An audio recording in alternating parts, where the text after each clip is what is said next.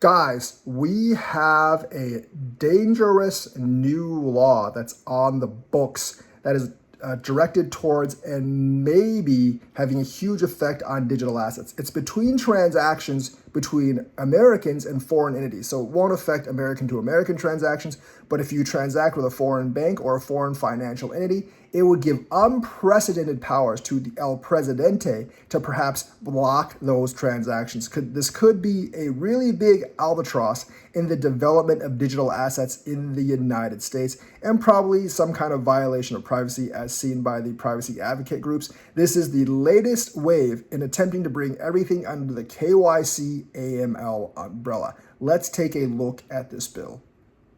So there's a new law that grants the US president, in terms of digital assets, to block digital asset access. Obviously, that's very bad for us. A new US law grants the president unprecedented authority to block access to digital assets, sparking significant concerns about its broad implications and potential impact on users. This is one of those rules that is targeted towards one region, but could affect a lot of things. Now, I don't really know if it's going to really hold or not, but we'll see. A new law grants the U.S. president sweeping powers to block access to digital assets, drawing significant concern from commenters on X. Scott Johnson, a prominent voice in digital assets field, criticized the law for its broad scope on June 6, stating, "It's hard to see how this isn't intended to be a user-level ban by the president on any protocol smart contract that's deemed by the Treasury Secretary to be controlled, operated, available by a foreign sanctions violator." So this is basically like controlling foreign sanctions, but this is basically controlling protocols and smart contracts, or any real kind of transaction.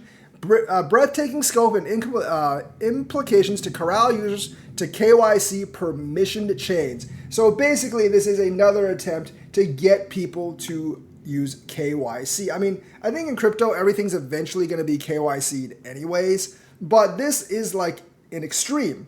An ex-user posted Senator Mark Warner's apparent strategic insertion of legislative elements on June 5th, enabling the scrutinized new sweeping powers granted to the U.S. president over digital assets. So the bill is right here. The new law broadly defines digital assets encompassing any digital representation of value recorded on cryptographically secured distributed ledgers, any communication protocol, smart contract, or other software deployed through the use of distributed ledger or similar technology, and that provides a mechanism for users to interact and agree to terms of a trade for digital assets. So a lot of smart contracts.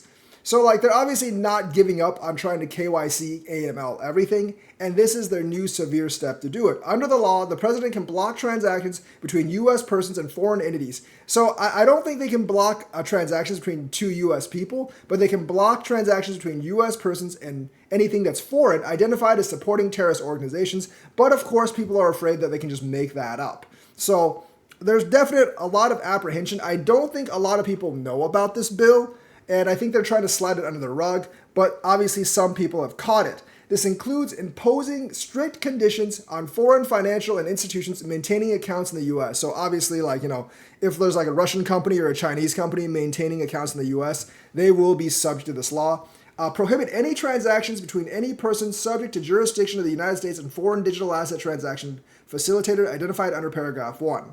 So implications for digital asset users. Johnson's analysis suggests that the law's broad applicability could compel users to join KYC compliant and permission blockchain networks. And that's basically, I think, their main goal for this. They want everyone to be KYC AML. It's been that way, like they've been aiming for this for a very, very long time. So this does not surprise me. The elements allegedly added by Warner's enabling this presidential empowerment are borrowed from the Terrorism Financing Provision Act. This is basically an extension of that to digital assets and other transactions as well. The act was introduced in a December 2023 announcement allowing the U.S. Treasury Department to go after emerging threats involving digital assets. So very not good. Obviously, like there's going to be some privacy advocacy groups that are going to fight against this.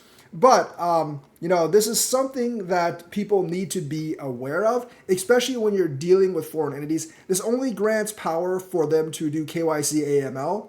on transactions that you do with foreign entities, not US to US, but I know a lot of people in the crypto world essentially, they do transact with like foreign banks and stuff like that.